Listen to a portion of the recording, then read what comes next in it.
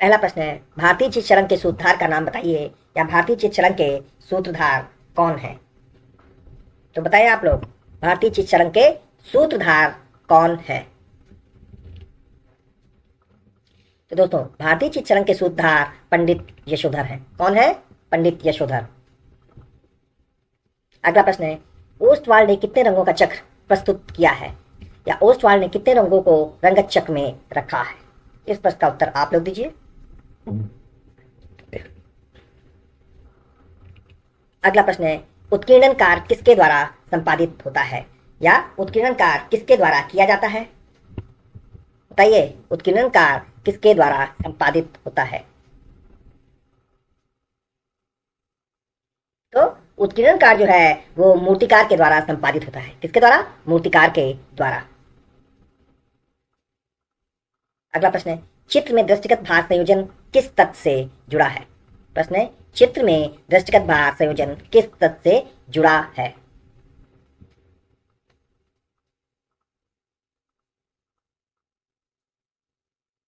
तो दोस्तों, दृष्टिगत भार संयोजन संतुलन से जुड़ा है। किससे जुड़ा है? संतुलन से। अगला प्रश्न है, ढूंढार शैली के नाम से कौन सी चित्रकला जानी जाती है?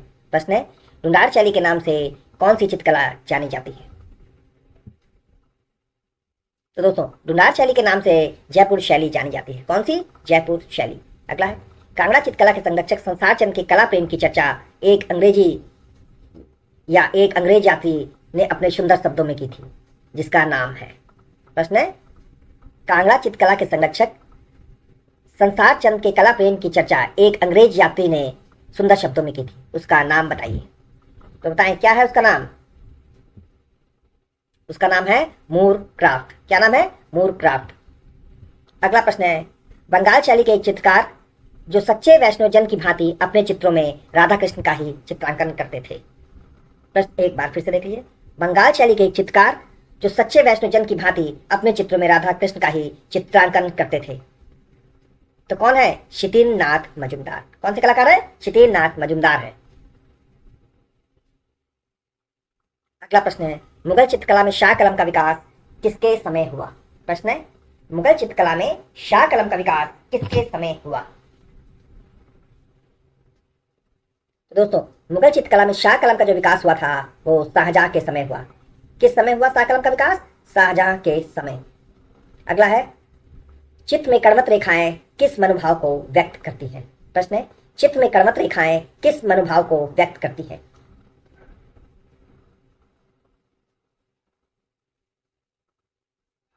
तो दोस्तों, कर्मठ रेखाएं जो है वो व्याकुलता का भाव उत्पन्न करती हैं। कौन सा भाव उत्पन्न करती हैं कर्मठ रेखाएं? व्याकुलता का भाव। अगला प्रश्न है, सित्तलवासन की गुफा मंडप किस नदी के तट पर स्थित है, या सित्तलवासन किस नदी के तट पर स्थित है?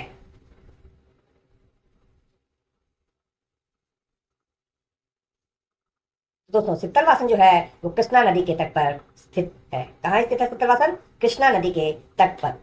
अगला प्रश्न है, प्रजनन एवं विकास का प्रतीकात्मक रंग कौन सा है? क्या प्रश्न है? प्रजनन एवं विकास का प्रतीकात्मक रंग कौन सा है?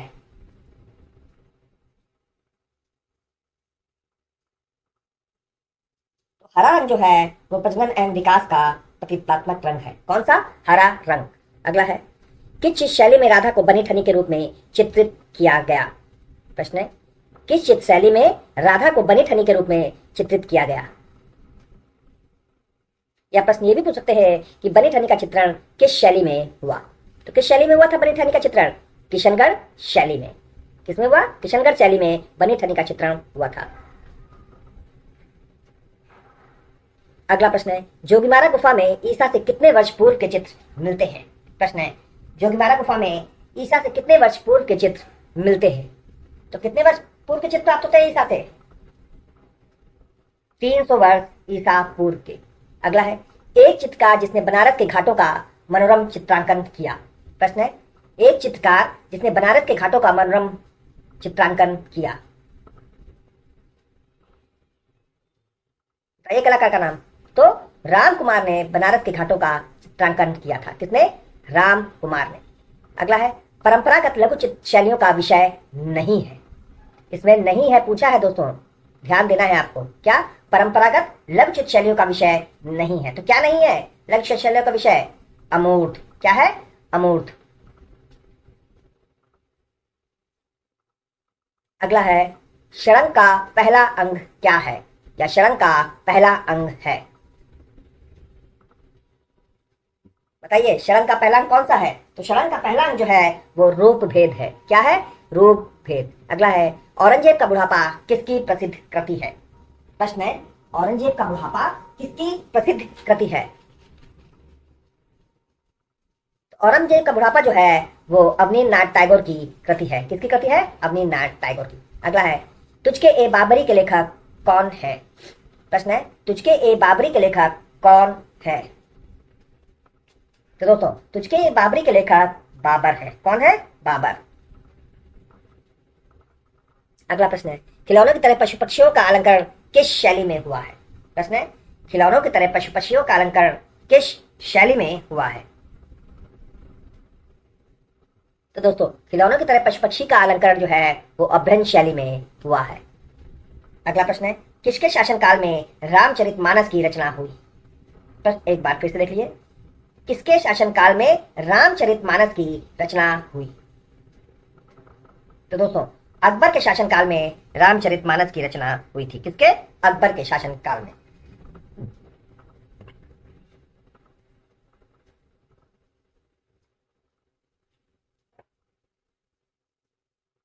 अगला प्रश्न है स्थिर मुख आकृति कैसी होती है, या स्थिर मुख आकृति होती है? क्या प्रश्न है? स्थिर मुख आकृति होती है या कैसी होती? तो दोस्तों स्थिर मुख आकृति जो होती है वो अंडाकार होती है। कैसी होती है? अंडाकार। तृष्णा चित्र किसके द्वारा नीलाम किया गया? प्रश्न है तृष्णा चित्र किसके द्वारा नीलाम किया गया? तो बताइए किसके द्वारा नीलाम किया गया था? क्रिस्टी के द्वारा। किसके द्वारा? क्रिस्टी के द्वारा। अगला है चित्र में वर्णमाला के अक्षरों का प्रयोग इनमें से कौन सा कलाकार करता था? प्रश्न है चित्र में वर्णमाला के अक्षरों का प्रयोग इसमें से कौन सा कलाकार करता था? तो कौन सा कलाकार करता था? पिकासो। अगला है एलाई मीनार कहाँ स्थित है? प्रश्न है एलाई मीनार कहाँ स्थित है? तो कहाँ स्थित है एलाई मीनार? दिल्ली में।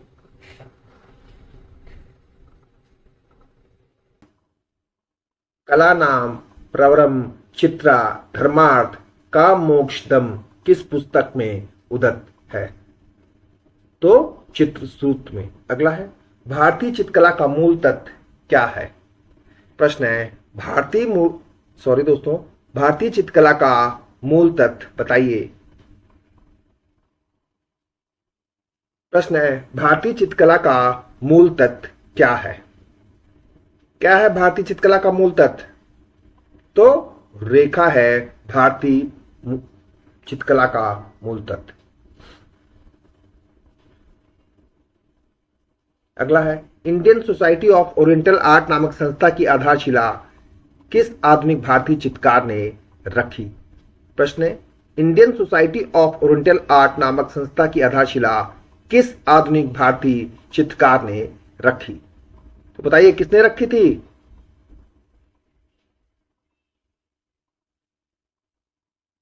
तो गगनेन्द्र नाथ ठाकुर ने। अगला है जैन धर्म के अनेक तीर्थंकर किस सचित पोथी में चित्रित हैं? प्रश्न है जैन धर्म के अनेक तीर्थंकर किस सचित पोथी में चित्रित हैं? तो किसमें चित्रित हैं? कालकाचार कथा में।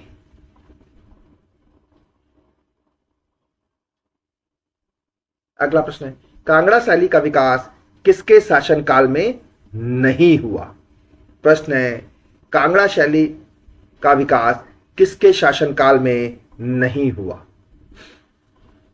तो दोस्तों बताइए, ये प्रश्न का उत्तर आपको देना है। अगला प्रश्न है अकबर कालीन चित्रकारों में सर्वाधिक संख्या किसकी थी? प्रश्न है अकबर कालीन चित्रकारों में सर्वाधिक संख्या किसकी थी? तो किसकी थी? हिंदू चित्रकारों की। अगला है सारनाथ स्तंभ पर किस पशु की आकृति नहीं है? प्रश्न है सारनाथ स्तंभ पर किस पशु की आकृति नहीं है? तो किसकी नहीं है आकृति? गाय की। गाय की आकृति जो है वो सारनाथ स्तंभ पर नहीं है। अगला है, जोगीमारा गुफा कहां स्थित है? प्रश्न है, जोगीमारा गुफा कहां स्थित है? जोगीमारा जो गुफा है वो छत्तीसगढ़ में स्थित है। अगला प्रश्न है, स्पेन की अल्टामीरा के समकक्ष कहां के शिलाचित्र है? प्रश्न है, स्पेन की अल्टामीरा के समकक्ष कहां के शिलाचित्र पाए गए हैं या हैं? तो कहां के हैं? पंचमढ़ी के। अगला प्रश्न है, राजस्थान स्कूल ऑफ आर्ट्स कहां स्थित है? प्रश्न है, राजस्थान स्कूल ऑफ आर्ट्स कहां स्थित है? तो बताइए कहां स्थित है? जयपुर में। अगला है, प्रणय दूत किसने चित्रित किया? प्रश्न है, प्रणय दूत किसने चित्रित किया? तो किसने चित्रित किया था? अवनींद्रनाथ टैगोर ने। अगला है, कंदरिया महादेव मंदिर कहां स्थित है? प्रश्न है, कंदरिया महादेव मंदिर कहां स्थित है? तो बताइए कहां स्थित है कंदरिया महादेव मंदिर? छतरपुर में। अगला है, जग निवास महल कहां स्थित है? प्रश्न है, जग निवास महल कहां स्थित है? सॉरी दोस्तों, तो जग निवास महल जो है वो जयपुर में स्थित है। अगला है, 7वीं से 12वीं शताब्दी के मध्य किस शैली का उद्भव एवं विकास हुआ? प्रश्न है, 7वीं शताब्दी से 12वीं शताब्दी के मध्य किस शैली का उद्भव एवं विकास हुआ? तो किसका हुआ था? बताइए आप लोग। 7वीं शैली से लेकर 12वीं शताब्दी के मध्य तक किस शैली का विकास हुआ था? तो पाल शैली का विकास हुआ था। अगला है, शकुंतला वियोग किसकी कृति है? तो दोस्तों, शकुंतला वियोग जो है वो राजा रवि वर्मा की कृति है। अगला है, गांधी जी की दांडी यात्रा किसकी कृति है? प्रश्न है, गांधी जी की दांडी यात्रा किसकी कृति है? तो बताइए किसकी कृति है गांधी जी की दांडी यात्रा? नंदलाल बोस की। किसकी है? नंदलाल बोस की कृति है। अगला प्रश्न है, अजंता के भित्ति चित्रों से पहले किस गुफा में भित्ति चित्रण हुआ है? प्रश्न है, अजंता के भित्ति चित्रों से पहले किस गुफा में भित्ति चित्रण हुआ है? तो किसमें हुआ है? जोगी मारा में। अगला है, चंबा किस कार्य के लिए प्रसिद्ध है या चंबा किस लिए जाना जाता है या चंबा की प्रसिद्धि का कारण बताइए। तो दोस्तों, चंबा जो है वो रुमालों का कार्य के लिए या रुमालों के लिए प्रसिद्ध है।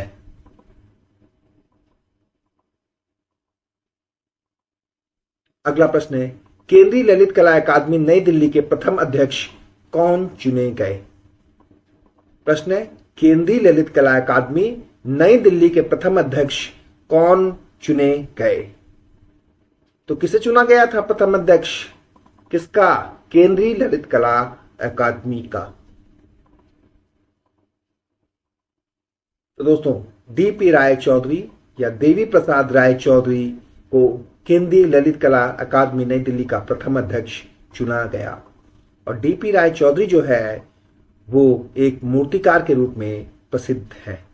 अगला है, पहाड़ी चित्रकला में रसमंजरी का अंकन किस शैली में हुआ है? प्रश्न है, पहाड़ी चित्रकला में रसमंजरी का अंकन किस शैली में हुआ है? तो किस शैली में हुआ है? बसौली शैली में।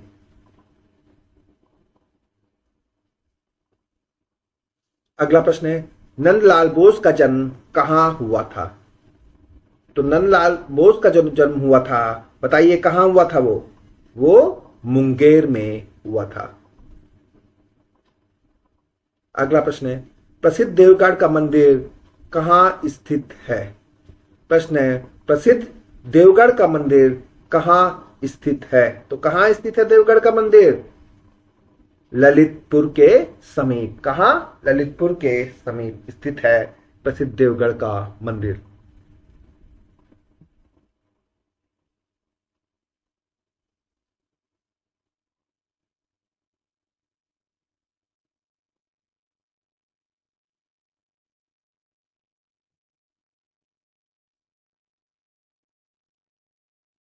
अगला प्रश्न है, दक्षिणी शैली मूलतः कहाँ केंद्रित थी?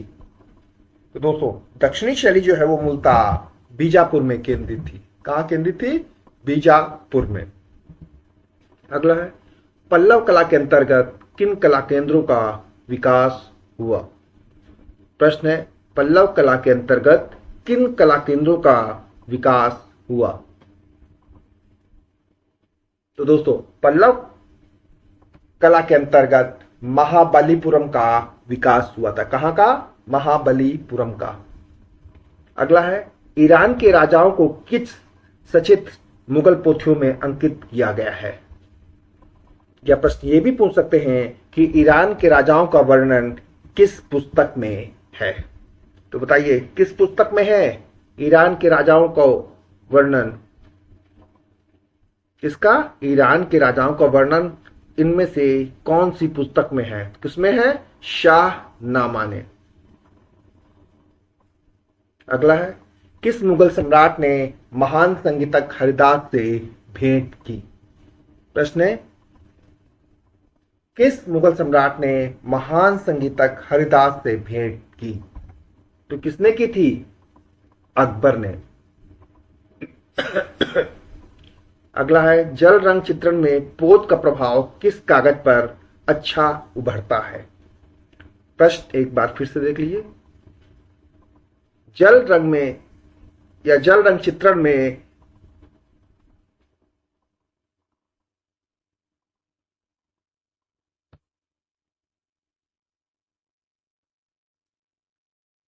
क्या है? जल रंग चित्रण में पोत का प्रभाव किस कागज पर अच्छा उभरता है? तो किसमें उभरता है? मोटे कागज पर।